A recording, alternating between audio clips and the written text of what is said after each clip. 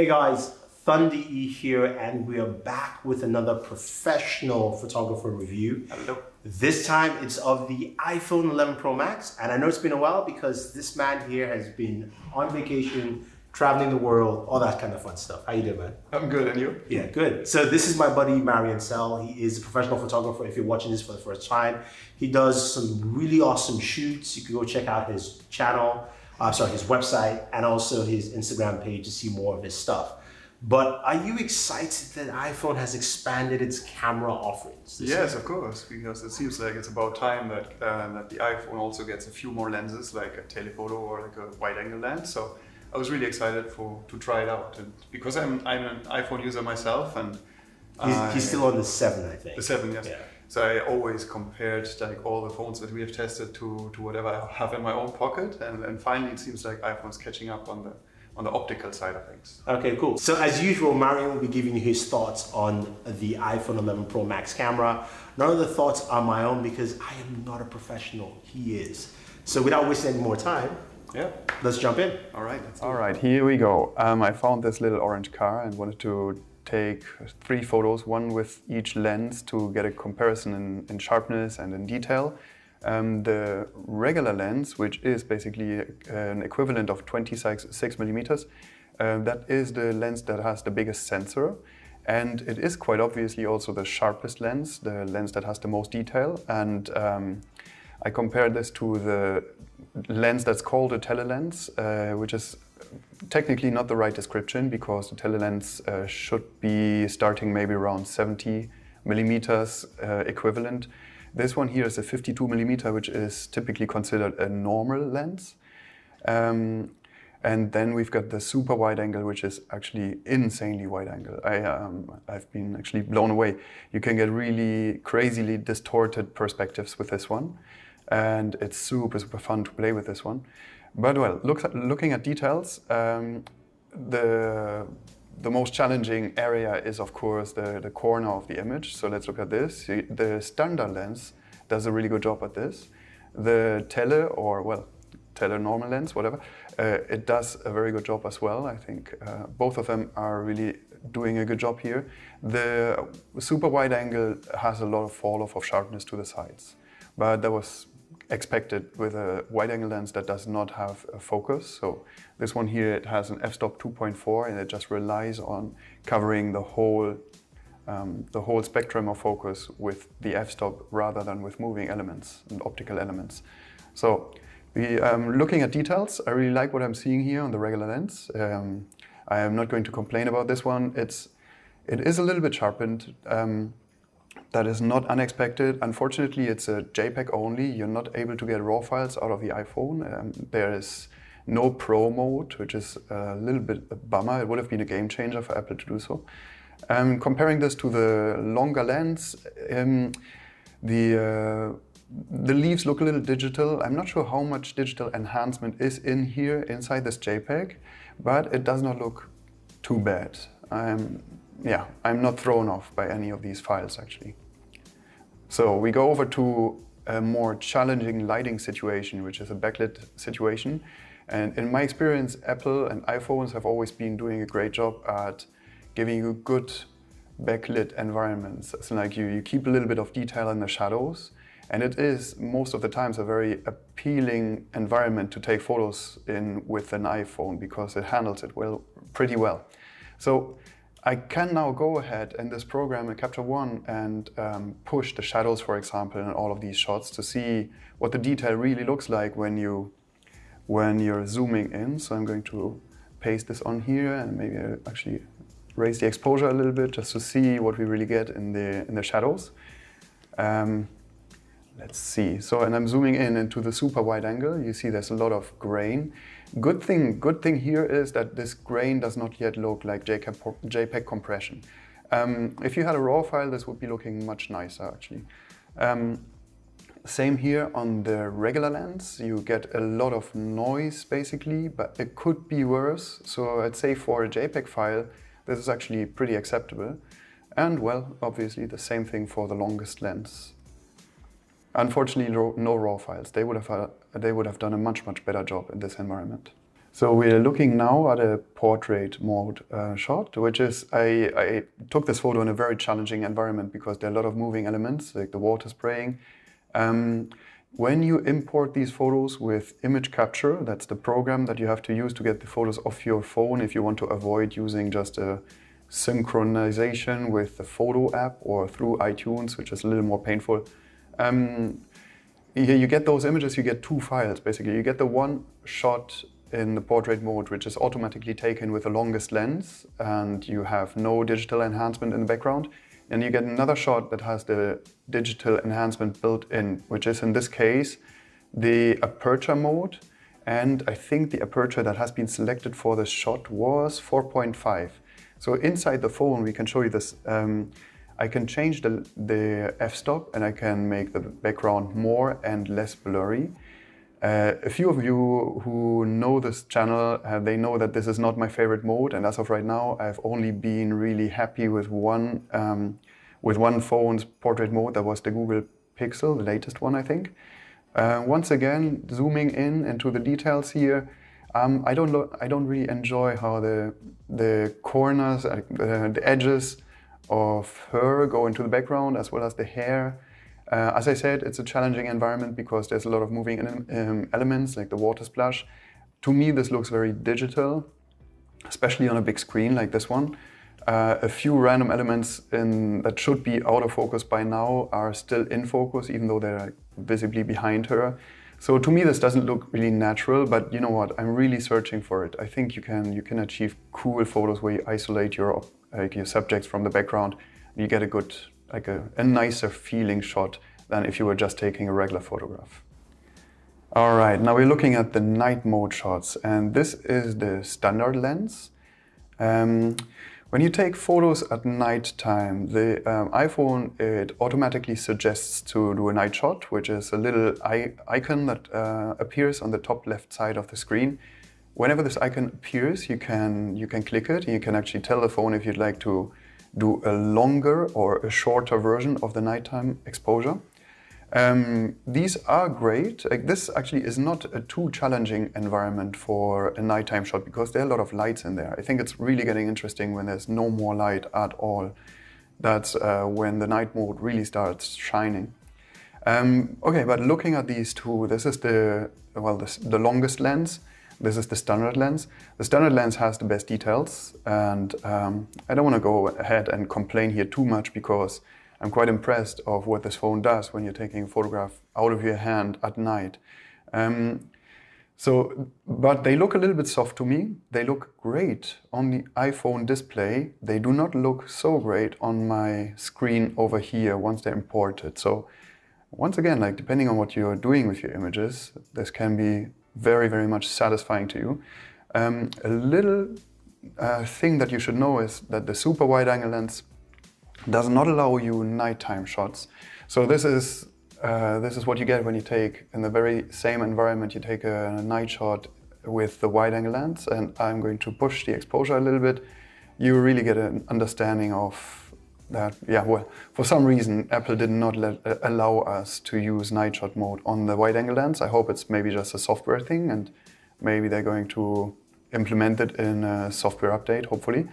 As of right now, it does look pretty bad on the super wide angle lens, so you have to stick to the regular and the longest lens. And I just moved a few, actually kilometers further, taking a night shot of a fountain. And here's something interesting. So most of the phones use the night shot by overlapping many single photographs, and I think Apple does the same thing. But interestingly here, there is an organic feel to the long time exposures, and you see how the water spray is actually, it has a motion blur to it. So I chose, on this photograph, I chose the longest exposure time that I was allowed to choose, which was inside the phone. It was telling me 3 seconds, but the actual exposure, at least here in the program, it says it's only 1/4 of a second. But I don't believe that. Actually, this seems to be, well, it's probably an overlay of several images, but this is at least a half second or so. And the amazing thing is that this has been shot out of my hand. I think people are going to forget very quickly how complicated it was just a few years back to take photographs at night. You basically have to run around with a tripod. And this is pretty amazing, especially comparing this to like phones that are just 2 years old. There has been a lot of progress, digital progress, in this special field of nighttime photography. Okay, I wanted to show you something that is the comparison between the iPhone 11 to the iPhone 7 at night. This here is a shot taken with the iPhone 11, and this here is a shot taken with the iPhone 7. The iPhone 7 shot, I already put a little curve on this one to brighten it up because it was even darker in original. You can see, especially in the very dark areas of this photograph, how much more detail you get out of the iPhone 11. So that's for like, let's say 3 years or so, the 3.5 years that are lying between those two phones. That is an insane improvement. You get all these details here that are completely gone in the iPhone 7, those little lines, you get them in the night shot of the iPhone 11. That is quite fantastic. I'm really happy with this. It looks to my eyes here on the screen, it looks really, really digital. That's just a side effect of the night mode for me personally. But it looks pretty awesome, and on the iPhone's screen it looks even better. And I want to show you these 3 frames because I do really enjoy shooting super wide angle. This one here in particular I want to show you because in this location, in this house, it was very, very difficult to get a cool environmental shot of the house. I tried to take a photograph with my iPhone, and I was running around trying to get a photograph that basically captures the feel of the house with my iPhone 7. Pretty much impossible because it is a narrow space. So with this iPhone 11 super wide angle, you really get a feel for the place, for the space. Also, you get a good feel for, once again in this file, now I'm being unfair, but you get a lot of blur towards the edges as well as you get a little bit round corners. I mean, obviously this is a 13mm equivalent. This is super wide angle.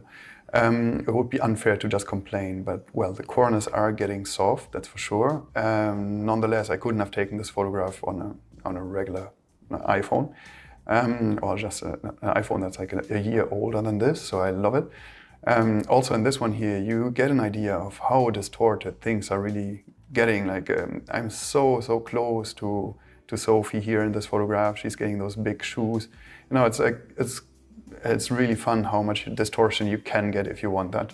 I wanted to show you this one here, which is a panoramic shot on the super wide lens.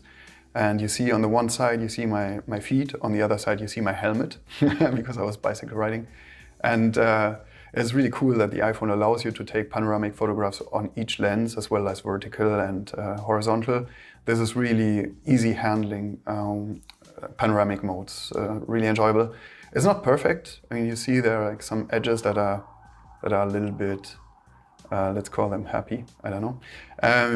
But this was a very dark environment, so it was also pretty challenging digitally. And of course, as usual, I went into the ocean with this phone and I took some photographs kite surfing of my friend Przemek in this case.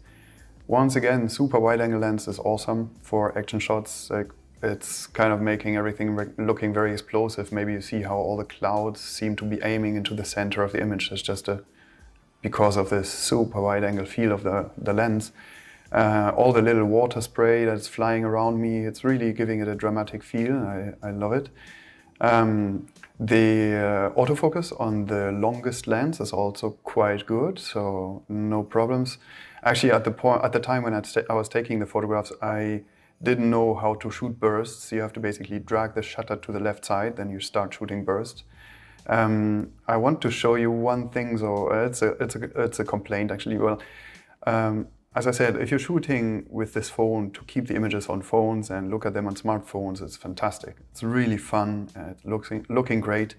I want to show you this one here in particular though. So this is the longest lens, which everybody is calling a telelens, in comparison to actually a point and shoot telelens shot. So this here is actually a 200mm on a point and shoot. I'm not going to say the name right now because that would be unfair.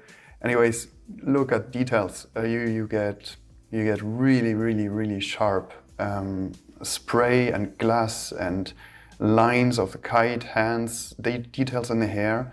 Compare that to the iPhone shot with the longest lens, where actually the water spray is looking like very compressed already. The clouds look so digital. It's really unfortunate. And that might be a smart HDR thing. So when I was standing there in the water, I did not go into the preferences and switch the smart HDR off to get a real comparison shot here. But it looks very digital. Everything looks very sharpened.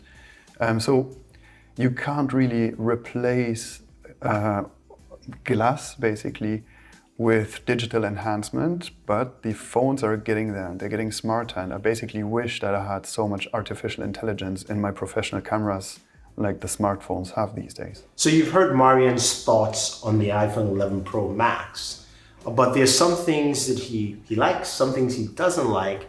Where does this put you with the new iPhone 11 Pro Max? So first things first, I really enjoyed taking photos with it. It's natural for me because I'm an iPhone user in the first place.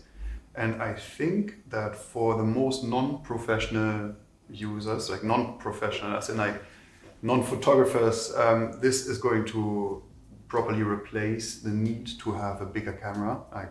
You won't need a point and shoot anymore. If you're going on a vacation trip and you want to take photographs that you share with friends, the new lenses are fun. It's great. You can zoom in, you can zoom out, you can get lots of different perspectives. Also, I think that the editing tool inside the phone are really, really nice. It's really fun to edit. Like you get a nice haptic feedback whenever you're changing something. So there's actually a quite intuitive feel to it. Once you're getting used to it, of course. The crop tool, I have to complain about the crop tool. It's really, really painful for me. And once you're ending up in a weird format, it's difficult to get out of it. So Apple has to ameliorate this. A little thing about filming is that you can't change lenses whilst you're filming, which is unfortunate. Like it would be lovely to being able to like start a little film with a regular lens, then switch to super wide angle, switch to the longest lens. But unfortunately, iPhone or Apple only allows you to do digital zoom and not optical lens switches. It would be nice if they were allowing you to do that at one point. But it's waterproof, it's sandproof. I mean, I was a little bit mean by taking a point and shoot photograph and comparing it to this one, but I wanted to make a point as well. You know, if your ambition is to look at those photographs also on computer screens as well as maybe printing them, then I highly recommend having a real camera. On the other hand, I'm standing in the water, getting water spray on me with my point and shoot. I'm really concerned to destroy that thing. With the iPhone, it doesn't matter. You know, you can drop it underwater. You do whatever you want. You throw it into the sand, and it's definitely going to survive that. So. He's only saying that because last year we had one phone that died on us. Died on us about 2 or 3 times in water. Yeah, I won't mention names yet. So, yeah. So I love it. It's a great tool. It's fun. Okay. What else can I say? Just one more question before we wrap up. Yeah.